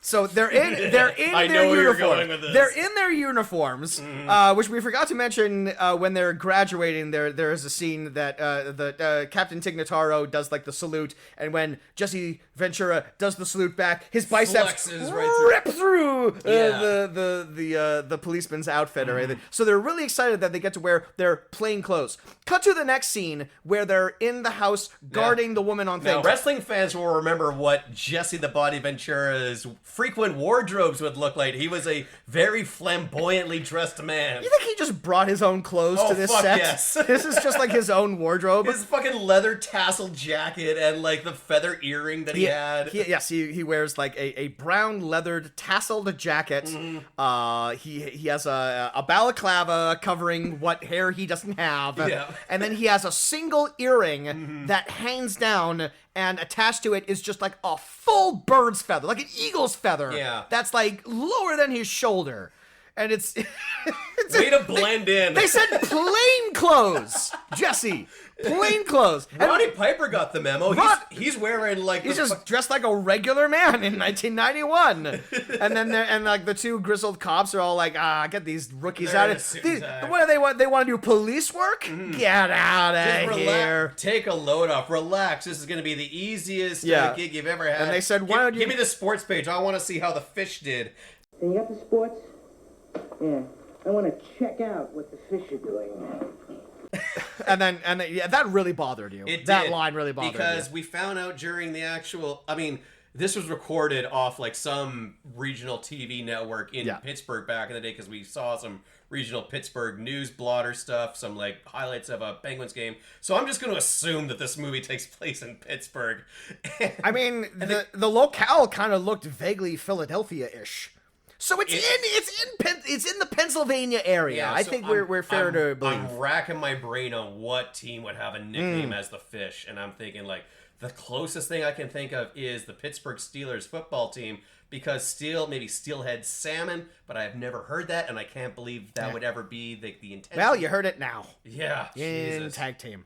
So they go upstairs to check on Rita Valentine. Yeah. And they knock on the door, they let themselves in, and Rita looks up and she goes, "Hi." And at this point in time, I'm like, no. If someone who looks and is dressed the way Jesse the Body Ventura is dressed enters your room, your response is not, "Hi." Because a person who is dressed like no one has ever dressed in the history of clothing has just walked into the room with another normal-looking man. He's a massive 6'5" dude, too. They're very big people. Yeah, yes, exactly. But she's just looking up and all like, "Oh, two normal guys. Yeah. Hey, how's it going?"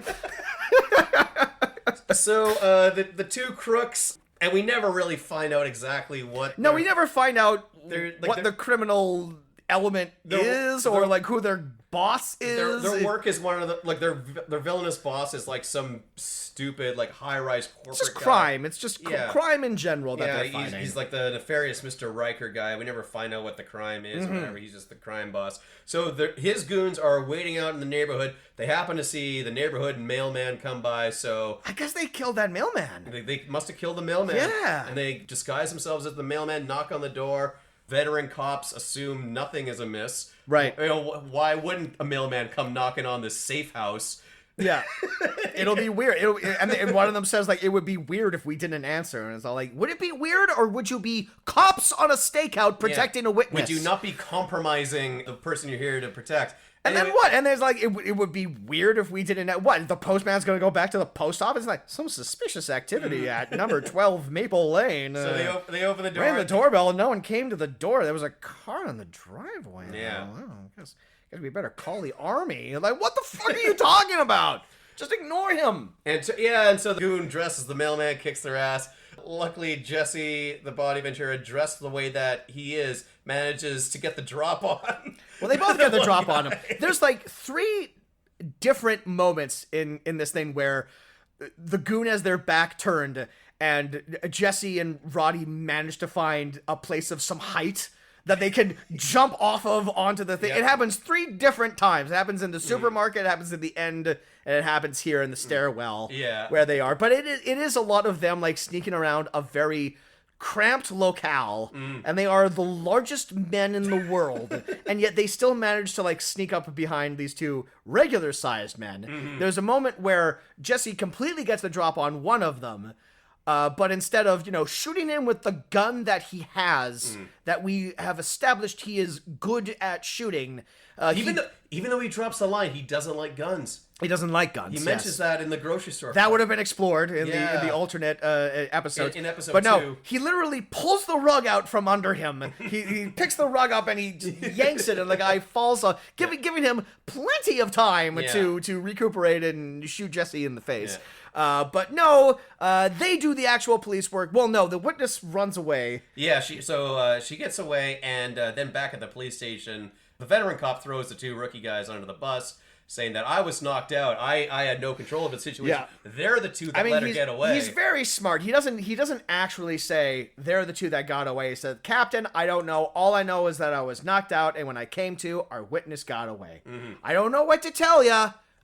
But my hands are good. Out of my hands. Out of my hands. It's like probably like the quickest turnaround between that I've ever seen in a movie, where like a rookie goes from like first day on the job to suspended. Well, we only have like 35 minutes plus commercials here to tell this story, so we gotta keep things moving at a steady clip here. Yeah.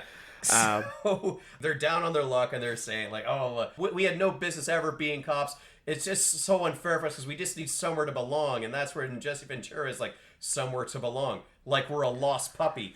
I think I know where Rita Valentine is. Because in the dialogue scene, we had to mention that Rita Valentine, the dog walker, she does talk about like this amazing little scheme she has where she checks dogs out of the pound or whatever, and she doesn't take them home, but she just inserts them into her regular walking schedule, and then when the people who own the dogs come to pick it up, says like, this dog that I walk loves your dog, they're friends and everything like that, and she basically forces these people to buy a new purchase second dogs, which is a good scheme. I mean, I don't want the puppers to go to the gas station, so really she's doing God's work. It is a big financial commitment, but yeah, I don't want dogs to be sad. Yeah, exactly. But force people to buy an animal that they don't really want. If they can afford it, yes. They will. Yeah, absolutely.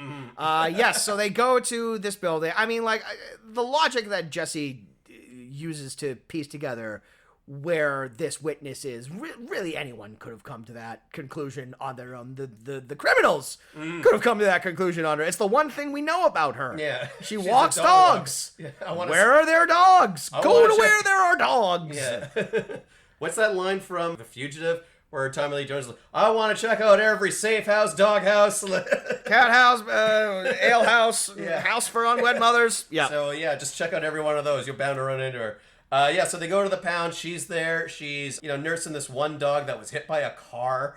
We don't like this. No, I don't like seeing a dog hurt. And they do rope in, what's his name? Trevor? Tyler. Yeah. And that was close. They rope him in because he's like guarding like this unmarked undercover car that they basically, there's a hilarious scene where they hijack the car and Tyler's like, make sure you drive right. Come to think of it, that seems like an appropriate job for a first day on the job rookie cop to do, not be involved in this witness protection case. Yeah.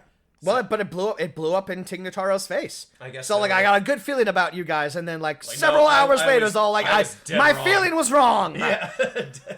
I should never follow my gut. Yeah, so they coerce Tyler into like giving them the car, and then they say like, well, you're kind of complicit in giving us this car now. We're basically suspended. If this car gets damaged, that's on you, buddy. Tyler, I swear to God, if this case does not if I'm going to hell, I'm taking you with me. I'm going to destroy your entire life. Yeah. People, your mother won't call you after this. This is our revenge for you treating us like shit during training. This is our revenge for one off-color comment you had once. Yeah. Like weeks ago. This is what you get for the disrespect that you showed us. You regular size buffoon walking around with your average height. Yeah. Life's been so easy for someone like you. Yeah, so they pick up Rita, and they're going to drive her to the courthouse so she can testify before the case is thrown out, because if she's not there by 3, you know, the city's got no case against these two crooks. It's the classic legal plot of, like, we gotta have this witness, but she has to be here by this time. It's like breakfast at McDonald's. If you're here past 11, 20, 59, don't fucking order. Yeah. Don't even bother.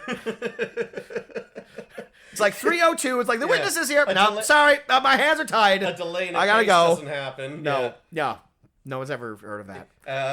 Yeah, but they get to the courthouse in time, and there's a wrestling match between Rowdy Piper, Jesse Ventura, and some goons. And this is the all-important part of the movie where we find out that at this point in time, Merle Haggard is set to perform at the American Music Awards, starring the Judds. So set your VCRs, folks. And also, the Gulf War is very much still going on still at this time, and parts of Iran have been horribly bombed. News at 11, and coming up next, is Mario Lemieux back? Anyway.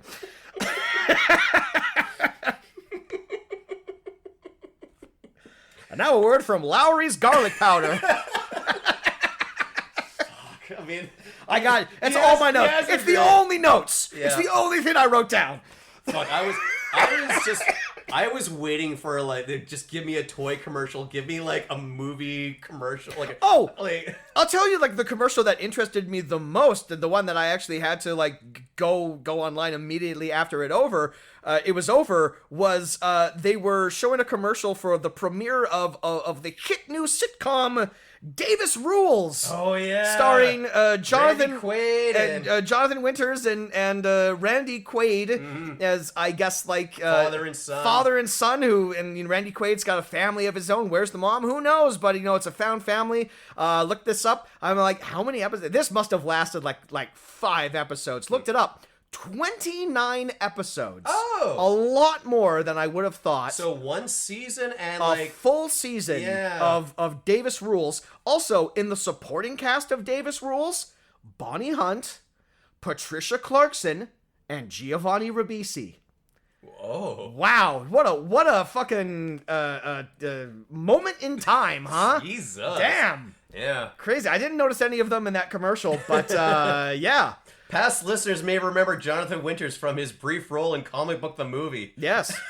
Past listeners might also remember Patricia Clarkson from last year's WrestleMania and the film Legendary. Oh, shit, yeah. And we've never covered Bonnie Hunt. No. A bit of a blind spot. We'll have to correct that at some point. Or Randy Quaid. How have we not done Randy Quaid yet? Feels like we've talked about Randy Quaid. Yeah, and then we decided, let's get off Randy Quaid. Sure. All right, back to the actual movie. Yeah. Which is almost over. Yeah. So they have a fight in front of the courthouse, and at one point during the fight, a goon gets a drop on Jesse Ventura, and he's pushing like a shovel handle up against his throat to really choke him out.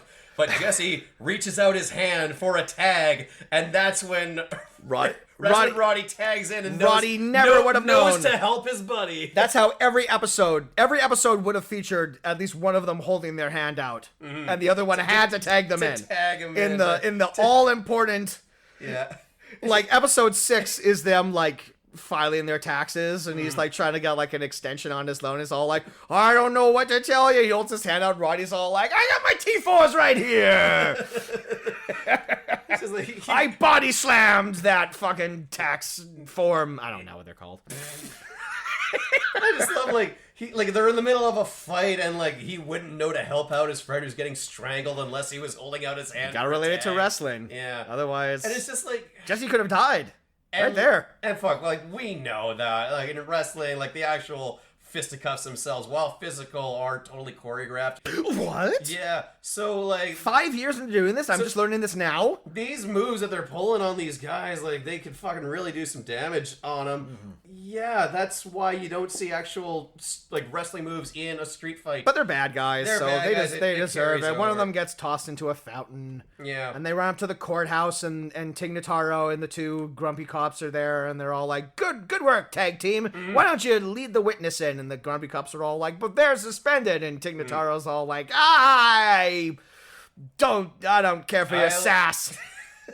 I had a good feeling about these guys before. And I was trying to right, I was gonna say something all like, I was in this, but I literally cannot think of a movie that Tig Notaro was in.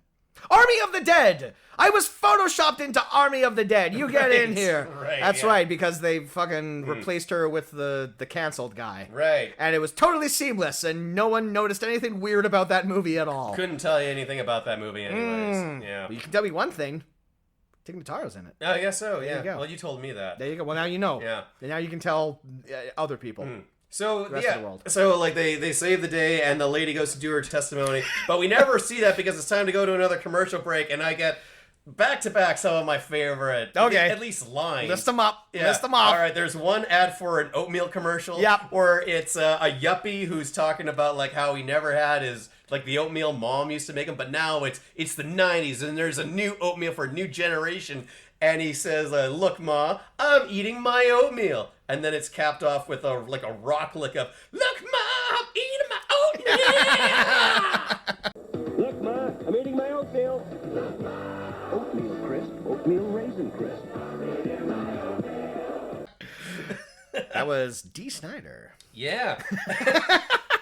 The bulk of these commercials seem to be cereal commercials. Yes. I feel like the majority of them and were. medicine commercials telling you Yeah. like what's been taken out of the medicine. Yeah, in it's 1991 caffeine-free, it's salt-free now. We really wanted to remove things in 1991. Yeah, We did not. The FDA were on their shit back then. Yeah. Yeah. And now caffeine's in everything, and it's great, and we're all super healthy. Corn syrup's back, baby. Yep, in a big we way. love it.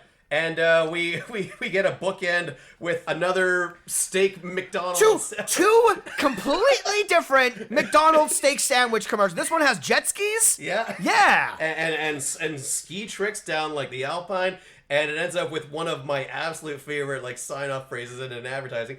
It's a new kind of steak for a new kind of cowboy. That's right. McDonald's new grilled steak sandwich.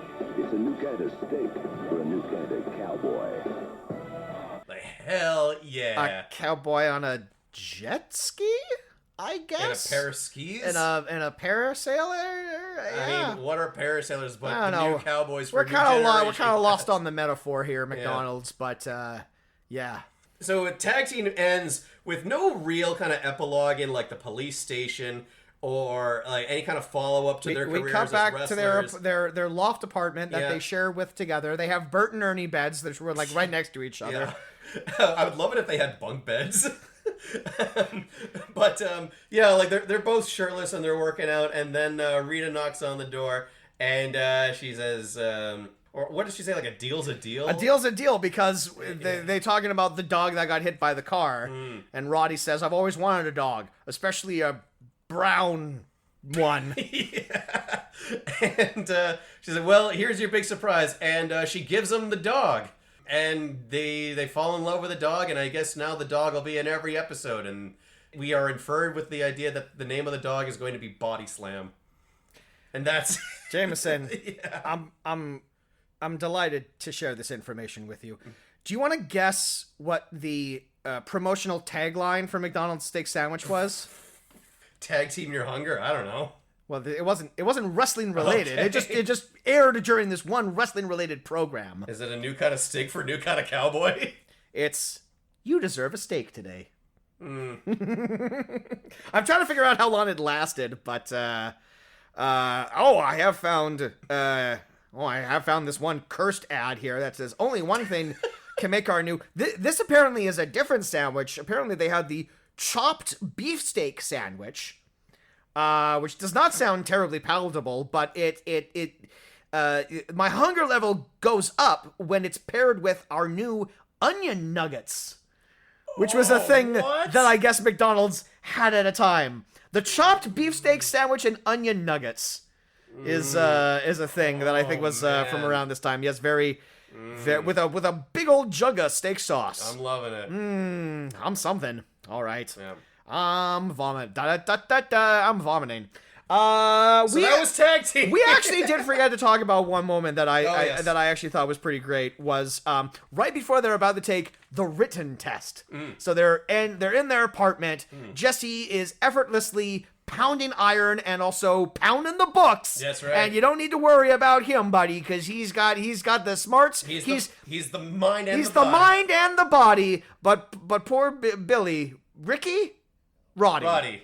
Roddy, Sam Hell from Hell Comes to Frogtown. He's sweating it a little bit. Yeah, He doesn't know what he's gonna do. He's a little unsure of himself. He's just all like, and so he needs his best buddy in the world to just give him his a boost. best pal. He's just like, I don't know what I like I can get like the physical stuff, but I've just never been good with tests, man. And he's just like, And so Jesse's What's troubling you, friend? well, it's just, I don't know. Come on, you can tell me.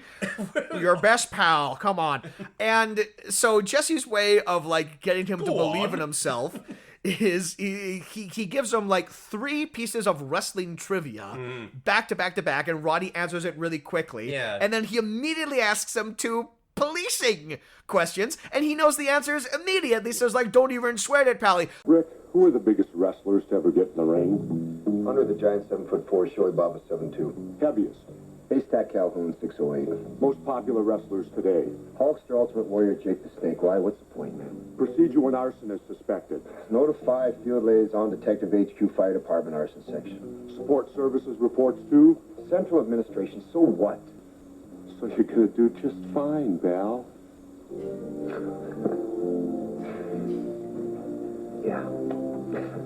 So I guess Ricky's thing is that he's bad at tests unless you ask him questions.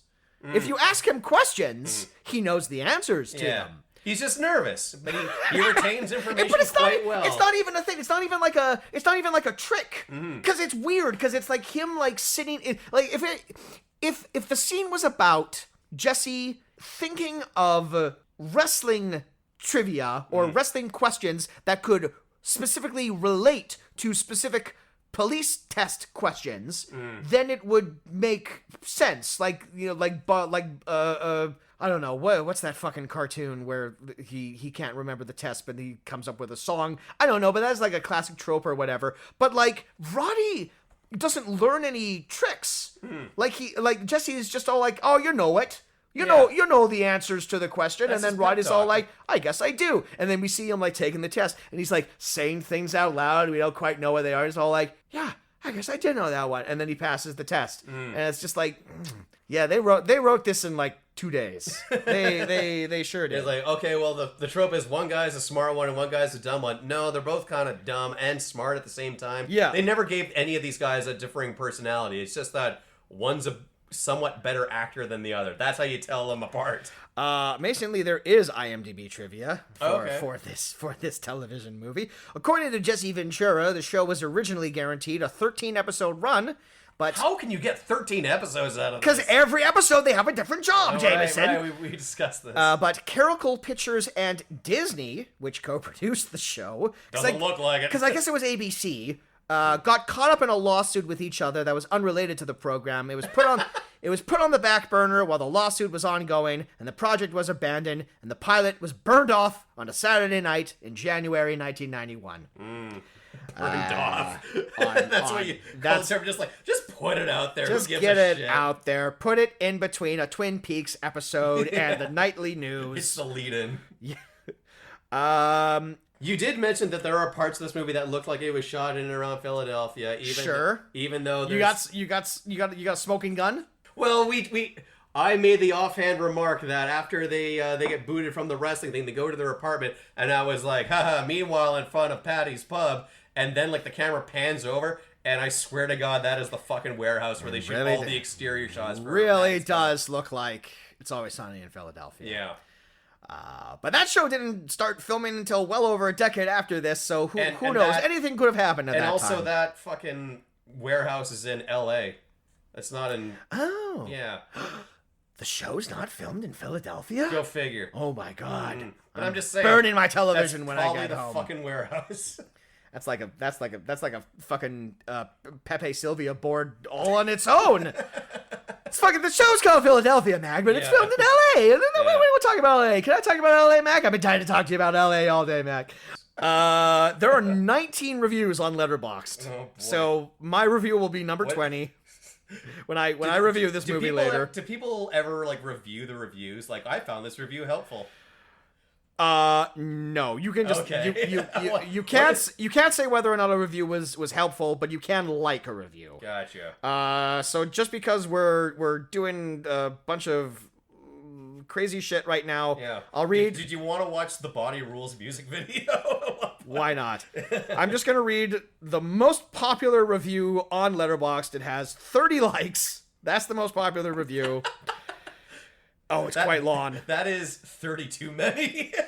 Hey! Watched a YouTube VHS rip taped off TV, included as like one for the McDonald's grilled steak sandwich. Holy shit! Yeah. We gotta reach out to this guy. So 100%, yes. Oh, wow. You know what? I've just made it 31 likes. There you go. Fantastic. That's Tag Team. That was Tag Team. Does this? You think this is something, or? I mean, it's definitely something. I mean, we had a lot of laughs watching. I mean, this we sort of sure thing. did. I don't know if the TV show is something, but like our experience watching it was certainly I can something. certainly see why this was not picked up for a show. I don't. Well, legal reasons. That too. But the thing, but like, how different would the career trajectories of Ventura and Piper have been if they had become successful TV stars of like a long running? Has there ever been? Can you see the show being a successful, long-running? I don't know. Fucking, there's some wild shit that got fucking made in the 90s. Yeah. The fucking Golden Girls spun off and they ran a hotel with Don Cheadle and Cheech Marin. That lasted like 3 seasons. All right. So like, I don't know. You never Who knows? Yeah, we you never know with these type of things. Lightning in a bottle kind of stuff. You know? I mean, like, if Ventura had spun off into a successful TV star, would he have been governor? Yes. Yeah. Yes, he would have. Yeah. I'm going to go on record and saying probably. Yeah, okay. Yes. Has there ever been a wrestler who, like, got a TV show? Dwayne Johnson doesn't count. Okay, well then no. Okay. I was thinking of that Ballers. That Baller show that Which- I never watched. which last- by all accounts, I heard sucked. And has lasted for, like, 4 seasons or something? Someone's watching Ballers. I don't know. Yeah. Yeah, Tag Team. Worst things that we've watched on Oh, this. yeah. It's not even close. Not even a ripple. Yeah. Not even the worst thing we've watched on WrestleMania. I will say, though, that we seem to strike gold with all of these, like, failed TV pilots starring wrestlers. Between this and, like, Assault on Devil's Island. Oh my god, I forgot that was a failed pilot. Yeah. Oh my god, you're so right. Yeah. Oh wait, I've just answered my own question. Thunder in Paradise. Yeah! Hulk Hogan had like a TV show for a couple seasons. Yeah, there we go. Yeah. Okay. All right, never count out the Hulkster. Yeah. Never count out the Hulk. He's got his own past the line. Past the mania. It's running wild. Yeah. Thoughts on Tag Team, Kaz? It's a thing. Yeah. It's a show. Yeah. You know. All right, good talk. Really want to try that steak sandwich though. Yeah. I feel like that's my main takeaway from this. Yeah. Is that McDonald's, bring it back. It was interesting. Bring it back and do not change the recipe. Don't change Don't a change goddamn a thing. Don't change a goddamn And while thing. I'm at it, I'll take some 44M and I'll watch that Penguins game where Lemieux came back. And some onion nuggets. Yeah. Load me up, buddy, with the onion nuggets. That's how I keep this luxurious mane of hair in the back of my head. Anyway, that was Tag Team. That was Tag Team. And this is WrestleMania. We got 2 more episodes coming. What movies are we doing? We don't know. Yeah, we haven't. We don't know. We haven't figured really that haven't out figured yet. that out. You haven't gotten that far. We're both ahead of the curb and slightly behind the curb, but we'll figure something out. Yeah. You don't worry. You're regularly scheduled. Don't lose sleep over it, We folks. know you're pulling your hair out, but don't do it. Don't look like Jesse. You'll be fine. It'll be okay. It'll be okay. But that was this episode. Mm-hmm. And it was Tag Team. It was directed by Paul Krasny. If you like this episode and you want to listen to some other ones, you can do that. We're on Spotify. We're on YouTube. You can follow us on all the social media. We'd like to thank Eddie Lamb for his fantastic theme music. Next episode, there'll be some more WrestleMania. There certainly will. But until that time, I'm Kaz. I'm Jameson, and oh fuck, My favorite line from this movie. Oh, man. It's not easy when we watch the movie and then, because you can't write down. And also, he doesn't, like, Jesse Ventura or Piper don't have a lot of great They don't have movie lines. Yeah, they don't have like the catchphrase. Yeah. Exactly. Can I do one? Yeah, please. I'm a goddamn sexual tyrannosaurus. Hey, there we go. That's the guy. That's the button. That's the thing that he's done. That was his campaign slogan, I believe.